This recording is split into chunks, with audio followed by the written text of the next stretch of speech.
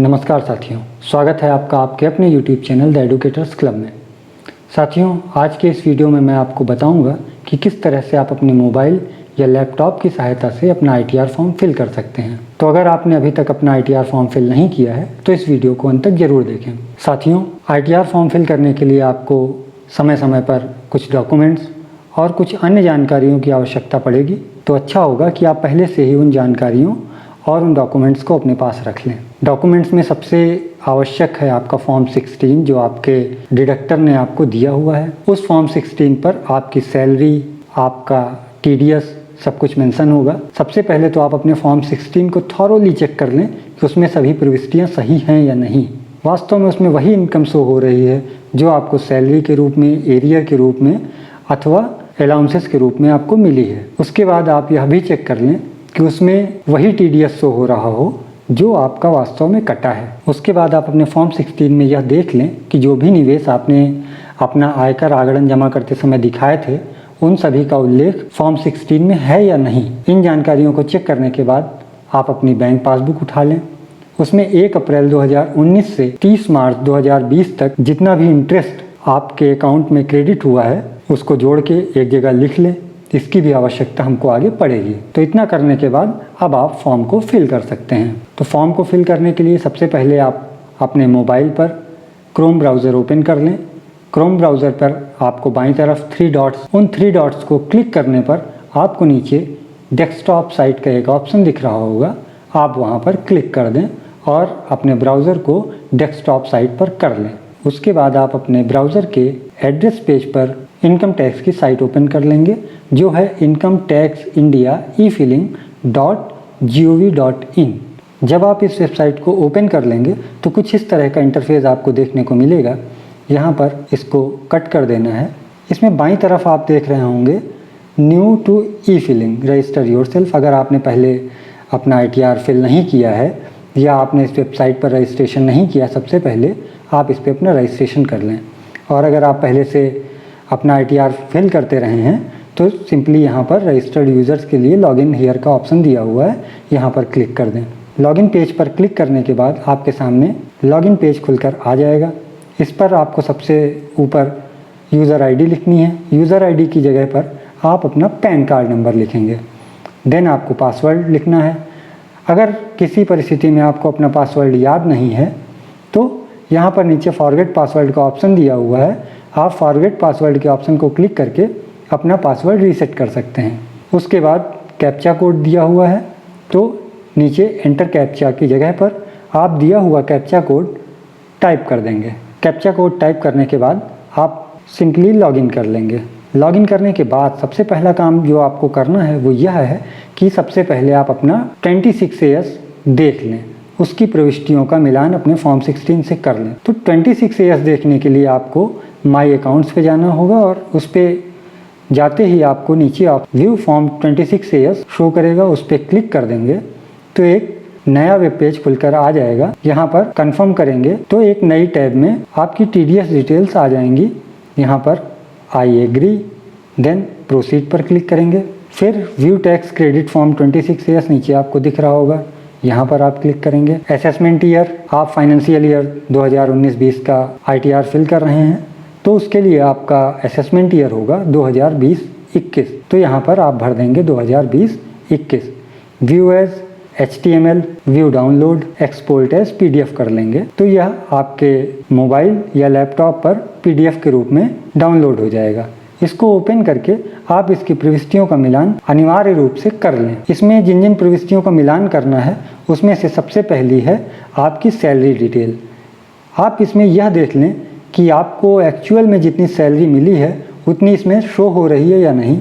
इसके बाद आप यह भी देख लें कि आपका जितना TDS डिडक्ट हुआ है उतना इसमें शो हो रहा है या नहीं। एक्चुअल में फॉर्म 26AS वह डाटा होता है जो हमारा विभाग इनकम टैक्स डिपार्टमेंट को सौंपता है। तो अगर इसमें कोई मिसमैच होगा तो इनकम टैक्स डिपार्टमेंट हमारे भरे गए रिटर्न को गलत मानते हुए विभाग की जानकारी को ही सही मानेगा और आपको नोटिस इशू कर देगा। तो बहुत ध्यानपूर्वक इसको सबसे पहले आप चेक कर लें। अगर किसी प्रकार का मिसमैच होता है तो आप अपने एम्प्लॉयर को एप्लीकेशन देके फॉर्म 16 सुधरवा लें। इसके बाद पुनः आप अपने डैशबोर्ड पर आ जाएं। यहाँ पर आपको सबसे ऊपर ऑप्शन दिखता है filling of income tax return, इसको क्लिक कर दें। यहाँ पर आपसे ई फिलिंग की डिटेल्स मांगी जाएंगी, जिसमें कि आपका पैन नंबर पहले से फिल होगा, assessment year 2020-21, ITR form number ITR 1। Filling type में आप भरेंगे original/ revise return. Submission mode होगा आपका प्रिपेयर एंड सबमिट ऑनलाइन। इस पर क्लिक करते ही नीचे आपको आपकी बैंक का account number, IFSC code, bank का नाम दिखेंगे। इसके आगे एक बॉक्स होगा, अगर आप चाहते हैं कि आपका रिफ़ंड आपके इसी अकाउंट में आए तो यहाँ पर आगे दिए हुए बॉक्स पे क्लिक कर दें और उसके बाद कंटिन्यू बटन को प्रेस कर दें। Then I agree and continue करते ही आपके सामने ITR 1 फॉर्म खुल के आ जाएगा, जिस पे सबसे पहले आपको इंस्ट्रक्शंस दिए होंगे कि आप कैसे अपने फॉर्म को फिल करेंगे, क्या क्या सावधानियां रखेंगे। इसके बाद आपका पार्ट ए जनरल इन्फॉर्मेशन का पेज आता है, उसको आप क्लिक कर लें। क्लिक करने पर इस पेज पर सबसे पहले पार्ट ए जनरल इन्फॉर्मेशन आपको दी होती है, जिसमें आपका पैन नंबर, आपका नाम, आपका Aadhaar, date of birth, email ID, mobile number और आपका एड्रेस इसमें दिया होता है। इसमें से अगर कोई प्रविष्टि गलत है तो उसका सुधार आप यहीं पर कर सकते हैं। इसके बाद जो ऑप्शन आपके पास होता है वो होता है नेचर ऑफ एम्प्लॉयमेंट।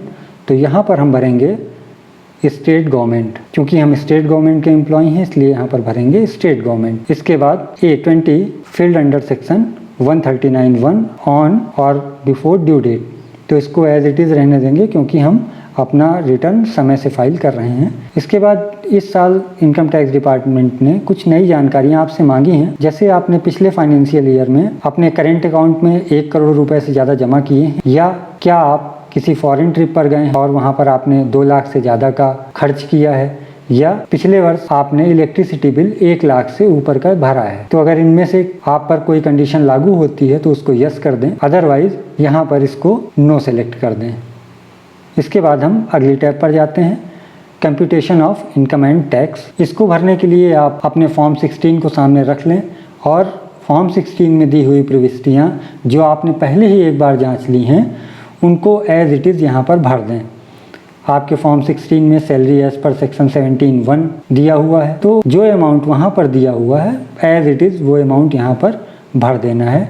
जैसे मैं जो फॉर्म भर रहा हूँ उसमें दिया हुआ है 6,02,699, तो मैं वो अमाउंट यहाँ पर भर देता हूँ। इसके बाद 17(2) और 17(3) में यदि आपके फॉर्म 16 में कोई अमाउंट दिया हुआ है तो उसको आप यहाँ पर भरेंगे। फिर B1 के सेकेंड पार्ट में आप एग्जेम्प्ट अलाउंसेस भरेंगे, जिसमें जनरली हम लोग HRA भरते हैं। तो HRA भरने के लिए सेक्शन 10(13)(1) आपको यहाँ पर भरना होता है और अमाउंट में आपको वह धनराशि भरनी होती है जो आपने HRA के तहत पाई है और उसमें आप एग्जम्पशन लेना चाहते हैं। इसके बाद इसका 3rd, 4th और 5th पार्ट ऑलरेडी अपने आप ऑटो मोड में फिल हो जाता है। फिर B2 में इनकम टैक्स डिपार्टमेंट आपसे जो जानकारी मांगता है वह है आपकी हाउस प्रॉपर्टी की जानकारी। अगर आप अपनी हाउस प्रॉपर्टी में स्वयं रहते हैं तो सेल्फ ऑक्यूपाइड भर दें, और अगर आपने उसको किराए पे दिया हुआ है तो लेट आउट भर दें। और अगर आपने किराए पे दिया है तो इसके फर्स्ट पार्ट में ग्रॉस रेंट रिसीव्ड का ऑप्शन मिलता है। यहाँ पर आपने जो भी रेंट रिसीव किया है वो अमाउंट फिल करेंगे। इसके सेकंड पार्ट में आपने जो लोकल अथॉरिटीज़ को टैक्स पे किए हैं उसको भरेंगे, और 5th पार्ट में आपने जो होम लोन, हाउस लोन लिया हुआ है उसका जो आपने इंटरेस्ट पे किया उसका अमाउंट आपको यहाँ पर डालना होता है। अगर इस अमाउंट की जानकारी आपको नहीं है तो आप अपनी बैंक से इंटरेस्ट सर्टिफिकेट प्राप्त कर लें। उसमें आप जो अपनी EMI देते हैं उसका ब्रेकअप दिया होता है कि कितना आपने इंटरेस्ट पे किया और कितना आपने प्रिंसिपल अमाउंट पे किया। फिर इसके B3 पार्ट में इनकम फ्रॉम अदर सोर्सेज, किसी अन्य स्रोत से आपकी अगर आय है तो उसकी जानकारी आपको यहाँ पर देनी होती है। यहाँ सेलेक्ट बटन को प्रेस करने पर आपको पता चल जाएगा कि कौन कौन सी जानकारियाँ आपसे इनकम टैक्स डिपार्टमेंट चाहता है। तो सबसे पहली तो है आपकी इंटरेस्ट फ्रॉम सेविंग अकाउंट। आपके सेविंग अकाउंट में जो भी ब्याज आया है, जिसको मैंने शुरुआत में ही बताया था कि आप कैलकुलेट कर लें 1 अप्रैल 2019 से 31 मार्च 2020 तक का ब्याज जितना आपके सेविंग अकाउंट में आया है वह अमाउंट यहाँ पर फिल कर दें। इसके अलावा अगर आपने किसी तरह का कोई डिपॉजिट किया था, फिक्स डिपॉजिट या रिकरिंग डिपॉजिट, तो वो मैच्योर होने पर आपको अगर उसका इंटरेस्ट मिला है, उसका ब्याज मिला है, तो उस ब्याज को भी यहाँ पर इनकम फ्रॉम अदर सोर्सेज में आपको दिखाना होगा। इसके अलावा interest from income tax refund, आपने अगर इनकम टैक्स रिफंड भरा है और उसमें आपको इंटरेस्ट मिला, उसको भरना होता है। इसके बाद ऑप्शन आता है फैमिली पेंशन का, तो फैमिली पेंशन में आपको अगर फैमिली पेंशन मिली होती है तो उसका भी आप यहाँ पर जिक्र करते हैं। इनमें से एक कंडीशन मुझ पर अप्लाई होती है, इंटरेस्ट फ्रॉम सेविंग अकाउंट, तो मैं उसको कर देता हूँ। और जितना भी अमाउंट मुझको इंटरेस्ट के रूप में मिला है मैं उसको यहाँ पर भर देता हूँ। जैसे मुझे प्राप्त हुआ 6,550 रुपये, तो मैं यहाँ पर भर दूँगा 6,550। इसको भरने के बाद आप नीचे चले जाएंगे और नीचे आपको दिखेगा 80 TTA। जितना अमाउंट आपने वहाँ पर भरा था वो पूरा अमाउंट आप यहाँ पर भर देंगे, और अगर वह अमाउंट 10,000 से कम है तो उस पूरे अमाउंट पर आपको टैक्स रिबेट मिल जाएगी। जनरली लोग यह अमाउंट भरते नहीं हैं, फिर भी हमको यह फिल करना चाहिए। इसके अलावा यदि आप पे कोई और भी कंडीशन अप्लाई हो रही है तो आप यहाँ पर ऐड बटन को क्लिक करके सेलेक्ट पर क्लिक करके अपनी इनकम शो कर सकते हैं। इसके बाद आता है part C, deduction and taxable total income. इसमें आपको अपने निवेश भरने होते हैं। इस साल सरकार ने लॉकडाउन के कारण टैक्स पेयर्स को एक रिलीफ दिया था कि जो लोग 31 मार्च 2020 तक अपना इन्वेस्टमेंट नहीं कर पाए वो 31 जुलाई 2020 तक अपना इन्वेस्टमेंट कर सकते हैं, और उनका वो इन्वेस्टमेंट पिछले वित्त वर्ष का ही माना जाएगा और पिछले वित्त वर्ष में वो उसकी छूट ले सकते हैं। तो अगर आपने 1 अप्रैल 2020 से 31 जुलाई 2020 तक कोई इन्वेस्टमेंट इस तरह का किया कि उसकी रिबेट आपको पिछले वित्त वर्ष में चाहिए, वो पिछले वित्त वर्ष का इन्वेस्टमेंट था, तो आप यहाँ पर सेलेक्ट में यस सेलेक्ट कर देंगे। और अगर आप यहाँ पर यस सेलेक्ट करते हैं तो आपको शेड्यूल DI भरना होगा। यहाँ पर आपको नई टैब पर पेज 6 पे शेड्यूल DI मिलता है। यहाँ पर आप अपना ब्रेकअप डाल सकते हैं कि कितना इन्वेस्टमेंट आपने पिछले वित्त वर्ष में किया, और यहाँ पर आप वो धनराशि डाल सकते हैं जो आपने 1 अप्रैल 2020 से 31 जुलाई 2020 के बीच में की, लेकिन वो पिछले वित्त वर्ष के लिए थी। यहाँ पर एक कन्फ्यूज़न उठना स्वाभाविक है कि 1 अप्रैल 2020 से लेकर 31 जुलाई 2020 के बीच में हमने अगले वित्त वर्ष के लिए जो इन्वेस्टमेंट किया, क्या वो हमारा पिछले वित्त वर्ष में काउंट हो जाएगा? तो साथियों, डरने की कोई ज़रूरत नहीं है। अगर आपने अगले वित्त वर्ष के लिए 1 अप्रैल 2020 से 31 जुलाई 2020 के बीच में कोई इन्वेस्टमेंट की है तो वो आपकी अगले वित्त वर्ष में ही काउंट होगी। वह इन्वेस्टमेंट पिछले वित्त वर्ष में तभी काउंट होगी जब आप उसको यहाँ पर डिनोट करेंगे कि वो इन्वेस्टमेंट आपने पिछले वित्त वर्ष के लिए की थी। इसके बाद जिस तरह से आपने निवेश किया है उसकी जानकारी आपको इस सेक्शन में देनी होगी। अगर आपने LIC या प्रोविडेंट फंड में इन्वेस्ट किया है तो आपको 80C में वो अमाउंट डालना होगा। तो मैं यहाँ पे अमाउंट डाल देता हूँ 58,044, जो कि मैंने प्रोविडेंट फंड और LIC में किया था। यदि आपने NPS में इन्वेस्ट किया है तो आपको वो अमाउंट 80CCD1 में बताना होगा, और आपके एम्प्लॉयर ने जो अमाउंट आपके NPS अकाउंट में कंट्रीब्यूट किया होगा उसको आप 80CCD2 में लिखेंगे। अगर आपने कोई हेल्थ इंश्योरेंस लिया है तो उसके लिए 80D deduction in respect of health insurance premium यहाँ पर भरना होगा, और इसके लिए इन्होंने एक अलग शेड्यूल दिया हुआ है, शेड्यूल 80D। तो यहाँ पर क्लिक करेंगे तो आपका शेड्यूल 80D खुल जाएगा, और वहाँ पर जाकर आप अपनी हेल्थ इंश्योरेंस प्रीमियम की जानकारी डाल सकते हैं। तो आपने यदि हेल्थ इंश्योरेंस में इन्वेस्ट किया है तो यह शेड्यूल 80D भी आपको भरना होगा। यहाँ पर जो जानकारी आपसे पूछी जाती है वो यह है कि क्या आपका फैमिली मेम्बर आपके पेरेंट्स के अलावा सीनियर सिटीजन है। अगर हाँ तो यहाँ पर यस भर देंगे, और अगर नहीं तो नो। अगर नो भरते हैं तो आपको ऊपर के A सेक्शन के 1 और 2 दो ऑप्शंस आपके लिए अवेलेबल हो जाएंगे। यहाँ पर आप भर सकते हैं कि आपने कितना हेल्थ इंश्योरेंस के प्रीमियम दी। दोस्तों, अगर यहाँ मैं सारे ऑप्शंस के बारे में आपको बताऊंगा तो यह वीडियो लेंदी हो जाएगा, तो मैं केवल उन्हीं चीज़ों को बताता हूँ जो चीज़ें जनरली आपके काम आती हैं।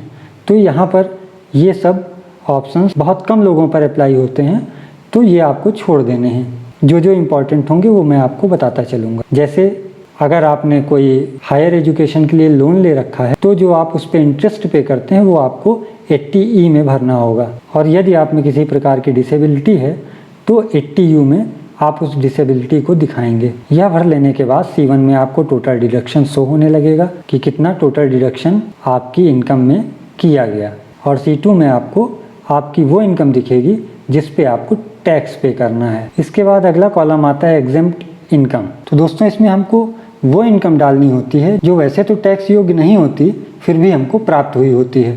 तो जनरली जैसे हम किसी इंश्योरेंस पॉलिसी में इन्वेस्ट करते हैं, तो जब वह पॉलिसी मैच्योर होती है तो हमको एक बड़ी धनराशि प्राप्त होती है। तो ऐसी इनकम को हम सेक्शन 1010D में लिखते हैं। तो उसके लिए सिंपली यहाँ पर क्लिक कर दें 1010D पर, और जो भी जितना भी अमाउंट आपको प्राप्त हुआ है उसको उस अमाउंट को यहाँ पर आप भर दें। अगर ये आप पर एप्लीकेबल नहीं है तो यहाँ पर कुछ भी भरने की ज़रूरत नहीं है। इसके बाद आप देखते हैं कि नीचे का पार्ट डी अपने आप ऑटो फिल मोड में पूरा भरा हुआ आपके सामने आ जाता है। इसमें एक कॉलम D6 आपको दिख रहा होगा कि उसमें आप चेंजेस कर सकते हैं, बाकी किसी कॉलम में आप कोई चेंज नहीं कर सकते।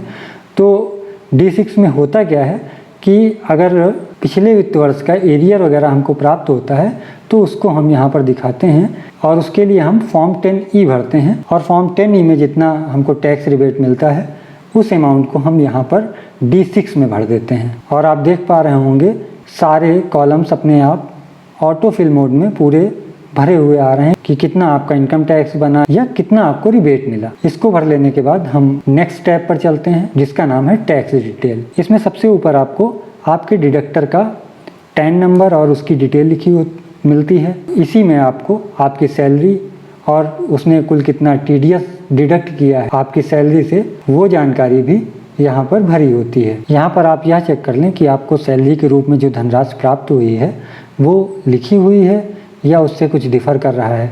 अगर डिफ़र कर रहा है तो आप 26 ईयर्स देख लें, और उसमें यदि किसी तरह की सुधार की आवश्यकता हो तो सबसे पहले आप अपने एम्प्लॉयर से अपना फॉर्म 16 सुधरवा लें। इसके बाद इसकी अगली टैब होती है टैक्सेस पेड एंड वेरिफिकेशन। इस पर क्लिक कर दें।